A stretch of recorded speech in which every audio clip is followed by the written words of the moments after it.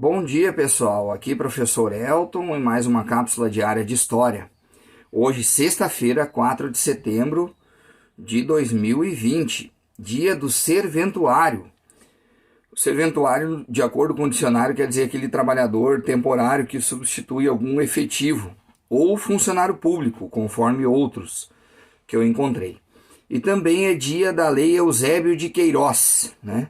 A Lei Eusébio de Queiroz, ou Lei 581, de 4 de setembro de 1850, ela foi promulgada no Segundo Reinado e proibiu a entrada de escravos africanos no Brasil, criminalizando quem infringisse essa lei conforme o seu artigo 3º.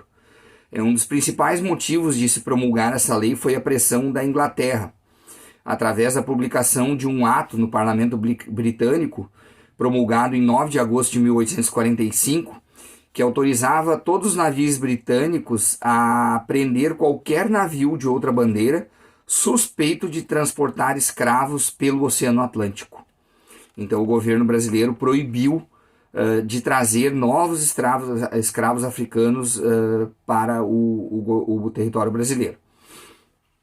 Na história, em 476 d.C., Rômulo Augusto, o último imperador do Império Romano do Ocidente, foi deposto quando Odoacro, o rei dos Érulos, proclamou-se rei da Itália, terminando assim com o Império Romano do Ocidente, a famosa queda do Império Romano do Ocidente, que pôs fim à Idade Antiga e deu início à Idade Média. A gente trabalha isso em história, lá no final do Império Romano, né? Quando a gente fala no sexto ano sobre isso. Meus alunos de sexto ano, a gente ainda vai ver isso até o final do ano. 1842, nesta data ocorria o casamento de Pedro II, Dom Pedro II do Brasil, com a princesa Teresa Cristina Maria de Bourbon, cuja mão fora oferecida pelo governo do Reino das Duas Sicílias. Antes de se conhecerem pessoalmente, eles haviam casado por procuração em Nápoles, em 30 de maio de 1842.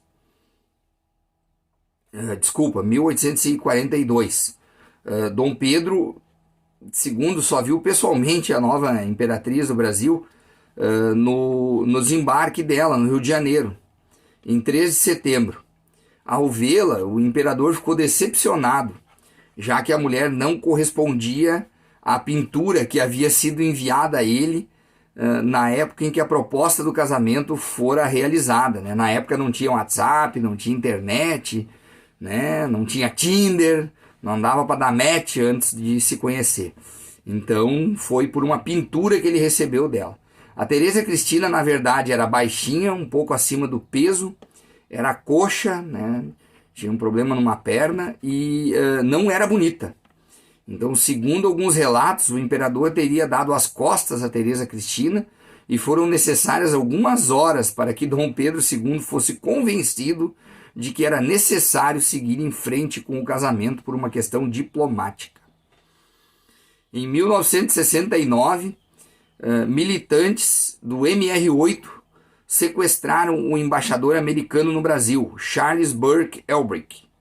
A ação foi um ato de organizações de extrema esquerda, dissidência comunista da Guanabara, com o nome de MR8, e a Ação Libertadora Nacional, a ALN, que participaram da luta armada no país contra a ditadura.